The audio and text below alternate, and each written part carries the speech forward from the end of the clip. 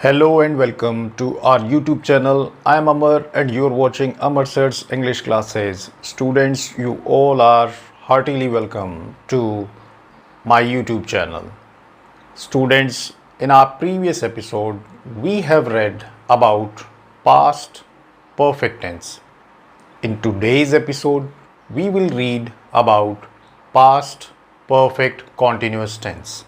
जैसा कि हमने प्रेजेंट परफेक्ट कॉन्टिन्यूस टेंस में पढ़ा था कि इस टेंस में किसी निश्चित या अनिश्चित समय से हो रही गतिविधि को लिया जाता है। तो चलिए बिना समय गवाए आज के इस अंक को शुरू करते हैं। तो सबसे पहले हम जानते हैं पास्ट परफेक्ट कॉन्टिन्यूस टेंस यानी भूतकाल में किसी निश्चित या अनिश्चित समय से निरंतर जारी गतिमान जो भी क्रियाएं रही थी और पास्ट में ही वह पूर्ण हो गई थी। तो इसकी पहचान इन शब्दों का जहां हिंदी में आप प्रयोग पाते हैं, ये शब्द हैं से, रहा, था, से, रही थी, से, रहे थे। तो जहाँ हिंदी के वाक्यों में हम इन शब्दों को पाते हैं वो वाक्य पास्ट परफेक्ट कॉन्टिन्यूस टेंस में होते हैं। अब इसमें मैंने आपको शुरू से ही बताया कि समय का बोध कराने के लिए इसमें हमको सिंस, फॉर का प्रयोग करना होता है। सिंस के बारे में ऑलरेडी हम पढ़ चुके हैं कि since shows point of time और फॉर जो है वो प्रदर्शित करता है पीरियड ऑफ टाइम। अब देखिए पॉइंट और पीरियड में फ़र्क। चलिए देख लेते हैं एक बार पुनः। सिंस जो है वो किसी भी निश्चित समय को शो करता है। जैसे मंडे, ठीक है, जनवरी 2001, ठीक, 8 o'clock। तो ये अपने आप में एक निश्चित समय है। वहीं फॉर को यदि देखें तो फॉर का प्रयोग हम करेंगे ऐसे वर्ड्स के साथ जहाँ पर 2 वीक्स यानी कि 2 सप्ताह से, अब कौन से 2 सप्ताह that we don't know, 5 months,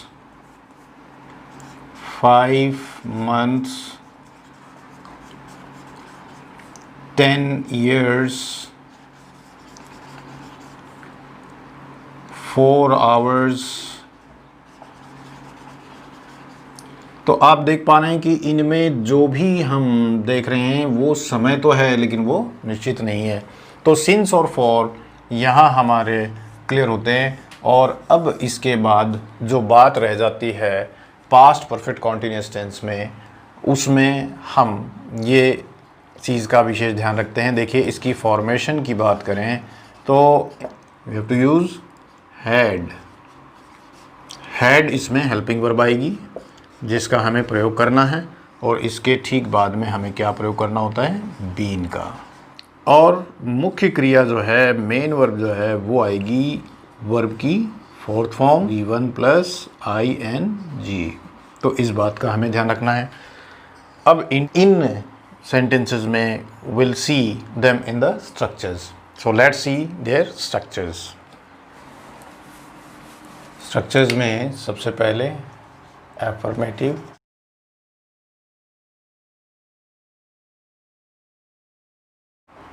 उसके बाद में नेगेटिव,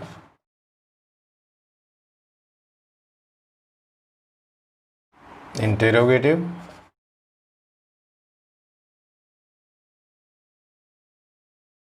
इंटेरोनेगेटिव।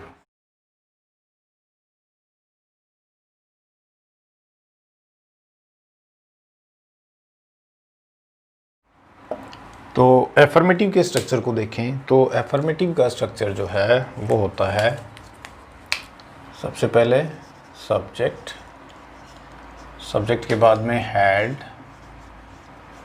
हैड के बाद में बीन, बीन के बाद में वर्ब की first form plus ING main verb, या V4 भी हम इसको लिख सकते हैं। उसके बाद में ऑब्जेक्ट, ऑब्जेक्ट के बाद में सिंस या for, plus last thing what we will take is time. इसी प्रकार इसको नेगेटिव में जब बनाएंगे तो सबसे पहले सब्जेक्ट, सब्जेक्ट के बाद में हैड, हैड के बाद में नॉट, नॉट के बाद में बीन, बीन के बाद में V1 plus ING plus object, object के बाद में सिंस या फॉर और अंत में time.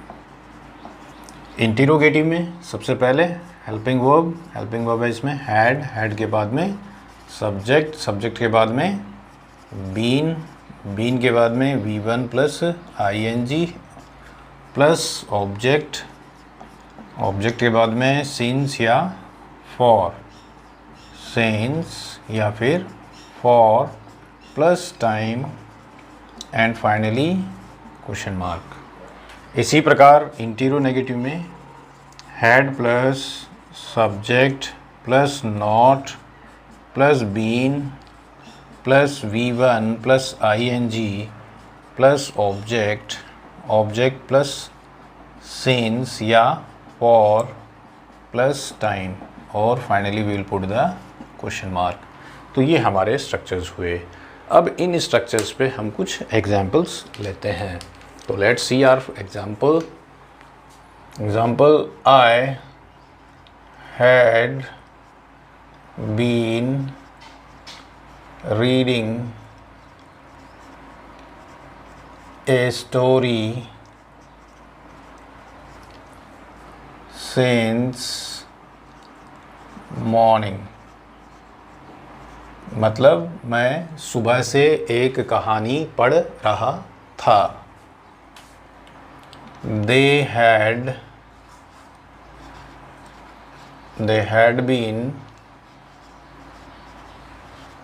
had been playing hockey for 2 hours। मतलब वे लोग 2 घंटों से हॉकी खेल रहे थे। अब इन्हीं सेंटेंसेस को हम नेगेटिव बनाएं। फर्स्ट वन, आई हैड, देखिए बीन से पहले क्या आएगा, not. I had not been reading a story since morning. इसी प्रकार second one, they had not been playing hockey for 2 hours। Interrogative में पहले हेल्पिंग वर्ब, तो had I been reading a story since morning और अंत में question mark.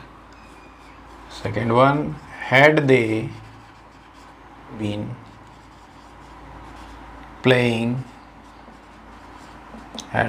Playing hockey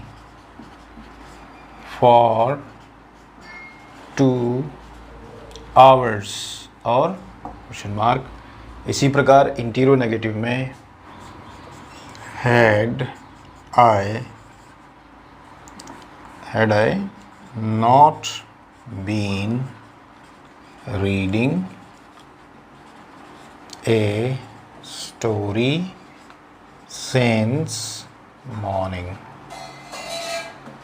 और question mark. ऐसे ही last but not the least, had they not been playing hockey for 2 hours। तो एक बार हिंदी में रिकैपिटुलेट करा दूं। देखिए इस वाक्य में I had been reading a story since morning, यानी मैं सुबह से एक कहानी पढ़ रहा था। They had been playing hockey for 2 hours, it means कि वो लोग 2 घंटों से क्या कर रहे थे, हॉकी खेल रहे थे। अब नेगेटिव जब बनाया तो I had not been reading a story since morning, मतलब मैं सुबह से कहानी नहीं पढ़ रहा था, सुबह से कहानी नहीं पढ़ रहा था। वह लोग 2 घंटों से हॉकी नहीं खेल रहे थे। अब प्रश्नवाचक में क्या मैं सुबह से एक कहानी पढ़ रहा था, और नेक्स्ट वन क्या वे लोग 2 घंटों से हॉकी खेल रहे थे। और प्रश्नवाचक नकारात्मक में had I not been reading a story since morning, क्या मैं सुबह से कहानी नहीं पढ़ रहा था, और क्या वे लोग 2 घंटों से हॉकी नहीं खेल रहे थे। तो अब इसमें जो मेन बातें जो हमें ध्यान में रहनी चाहिए स्टूडेंट्स, वो फिर मैं एक बार आपको यहाँ लिख दूँ। देखो टाइम के लिए जो बात हमने यहाँ सीखी थी सिंस या फॉर, वो हमारी क्लियर होनी चाहिए। सिंस कहाँ आएगा और फॉर कहाँ आएगा। मेन हेल्पिंग वर्ब इसमें हम जान ही चुके हैं क्या आती है, हैड, और उसके साथ में हमें बीन का प्रयोग करना होता है। मुख्य क्रिया जो होती है स्टूडेंट वो किस में आएगी, वो V4 फॉर्म में आएगी, V1 प्लस ING में आएगी। तो आई होप दैट ये आपको समझ में आया होगा, और प्लीज़ अगर आपको ये चीज़ समझ में आई है तो प्लीज़ आप मेरे चैनल को लाइक शेयर सब्सक्राइब ज़रूर करें। Thank you.